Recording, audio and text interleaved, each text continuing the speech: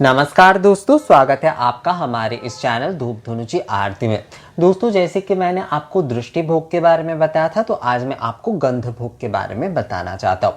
दोस्तों, गंध भोग जो है, गंध भोग दोनों तरह से भगवान को चढ़ाए जा सकते हैं। एक तो होता है जैसे कि धूप निवेदन जब हम कर रहे हैं या धूप सेवा जब हम कर रहे हैं, तो वो गंध भोग होता है एक प्रकार से। और जो भोजन होता है वो जब हम कुछ सुगंधित द्रव्यों से सुसज्जित करके भगवान को अर्पण कर रहे हैं या फिर भगवान के सामने रख रहे हैं, उसमें तुलसी पत्र हो, कपूर के जल का छिड़काव करते हो, गुलाब जल भी जैसे कई लोग छिड़काव करते, चंदन जल भी छिड़काव करते। उड़ीसा में चंदन जल छिड़काव करने का बहुत प्राचीन परंपरा है। तो इस तरीके से भी जब जो है सुगंधित द्रव्यों से भगवान को भोग लगाया जाता है, और भोग के साथ कई समय जो है धूप भी जलाए जाते हैं। अर्थात धूप सेवा अलग से जैसे दिए जाते हैं, भोग सेवा के साथ भी जैसे कई समय धूप जलाए जाते हैं।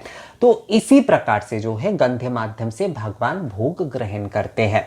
तो धूप सेवा में जैसे कि केवल धूप में जैसे धूप सामग्री होता है, गुड़ घी के माध्यम से भगवान उसके जो सुगंध होते, चंदन के, राल के, गुग्गल के जो सुगंध होते हैं, उसके माध्यम से उस गंध को वायु माध्यम से भगवान ग्रहण करते हैं।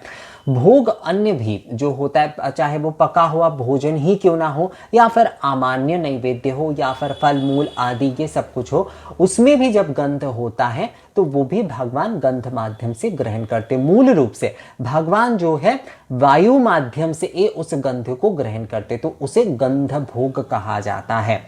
धूप में इसलिए कहा गया है कि वनस्पति रसो दिव्य गंधर्वासुर भोजन, अर्थात जो है जो गंध होगा, वनस्पति के रस समृद्ध जो गंध होंगे वो देवताओं के भोजन है। तो इसलिए जो है धूप देवताओं के, धूप के जो सुंदर सुगंधित जो धूम्र है वो देवताओं के भोजन है। साथ ही जैसे कि ईशाली तंडुल कहा गया है, यानी कि एक सुगंधित चावल होता था जिससे भगवान को भोग लगाया जाता था। ये प्राचीन समय में इस तंडुल यानी कि ये जो चावल है इसका बहुत चलन हुआ करता था। इससे भगवान को भोग लगाया जाता था, चाहे वो अमान्य हो या फिर जो है अन्य भोग, यानी कि पकाकर जो चावल दिए जाते थे उसका भोग, क्योंकि इसके सुगंध जो होते थे वो भगवान को बहुत प्रिय होते थे।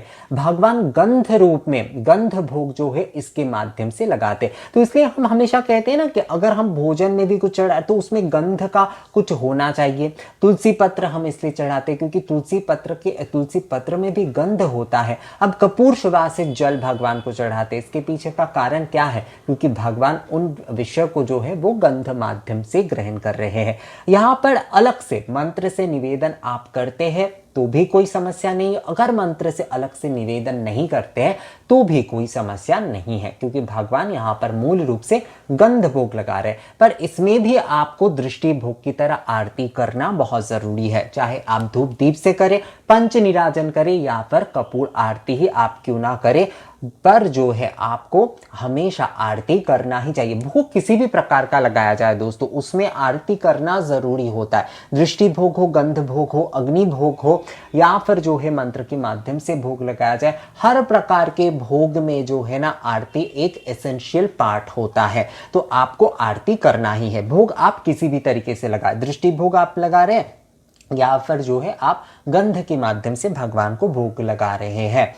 यहाँ पर एक चीज जो है दोस्तों, वो जैसे कि एक गंध के माध्यम से जब आप भोग लगा रहे हैं तो धूप देने के बाद आप देखेंगे कि आचमनीय जल, यानी कि उसे पुनराचमनीय कहा जाता है, क्योंकि आचमनीय तो हम पूजा के शुरू में एक बार देते ही है, जब पाद्यदक देते यानी कि पैर धोने के जल देते हैं, अर्घ देते हैं, उसके बाद एक बार आचमनीय तो देते ही है।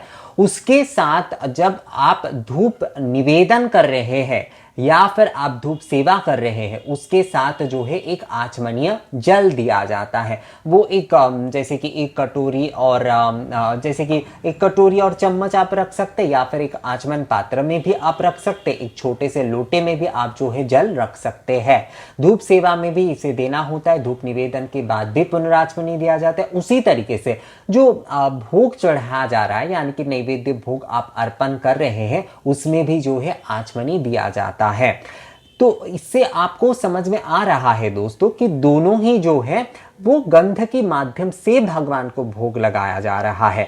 धूप जो है वो भी गंध के माध्यम से भोग लगा रहे हैं, तो उसके बाद भी जो है हम भगवान को उपराचमनीय जल अर्पण कर रहे हैं, और गंध द्रव्य खाद्य सामग्री जो है वो भी भगवान को भोजन के तौर पर अर्पण किए जाते हैं, उसके भी गंध के माध्यम से भगवान भोग लगा रहे हैं और वो हमारे लिए प्रसाद हो रहा है। तो उसके बाद भी जो है भगवान को आचमनीय जल दिया जाता है।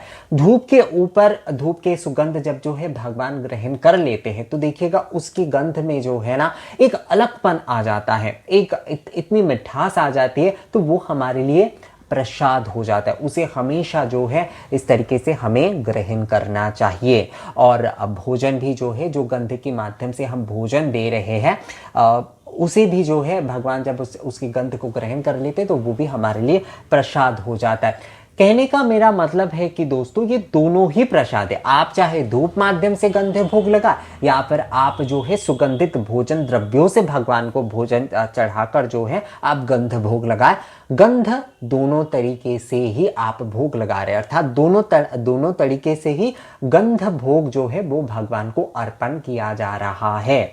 चाहे आप धूप माध्यम से करें, चाहे आप जो है भोजन माध्यम से करें, माध्यम अलग हो सकता है दोस्तों, पर भोग की भावना जो है, भोग के विषय जो है वो एक ही है। इसलिए धूप में भी कहा गया है कि गंधर्वासुर भोजन, अर्थात धूप भी जो है वो भगवान के भोजन है। और नैवेद्य में तो कहा ही गया है एक कि अमान्य घृत संयुक्त फलतांबुल सुशोभित, यानी कि ये जो इन सारे वस्तुओं के जो सुगंध है ना वो भी भगवान ग्रहण कर रहे हैं, और उसके बाद हम उसे प्रसाद के तौर पर जो है वो हम ले रहे हैं, मतलब हमारा जीवन धन्य हो रहा है। चाहे वो धूप प्रसाद हो गंध के रूप में ग्रहण करने के बाद, चाहे वो धूप प्रसाद हो या फिर भोजन का प्रसाद हो।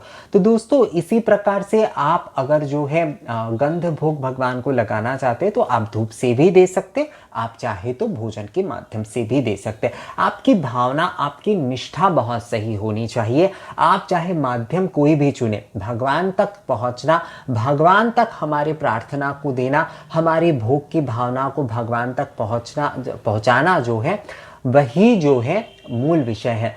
प्रसाद का मतलब होता है साक्षात रूप में भगवान ने उस चीज को ग्रहण करने के बाद वो भगवान स्वरूप हो गया है, उसमें भगवान की तेज ज्योति वो वायु रूप में उसमें विराज रहे हैं। तो उसके मतलब अब उसके ग्रहण करने के बाद जो है वो हमारे लिए अमृत हो जाता है। तो दोस्तों इसी तरीके से आप जो है गंध भोग भगवान को लगा सकते हैं। तो ये वीडियो आपको कैसा लगा दोस्तों, मुझे कमेंट्स करके जरूर बताइएगा। अगर ये वीडियो अच्छा लगा है तो इसे लाइक और शेयर भी जरूर कर दीजिएगा। इस विषय में अगर आप लोगों का और कोई सवाल है तो वो भी आप मुझे कमेंट्स के माध्यम से जरूर पूछ सकते हैं। तो मिलेंगे आपसे अगले वीडियो में दोस्तों, तब तक के लिए नमस्कार।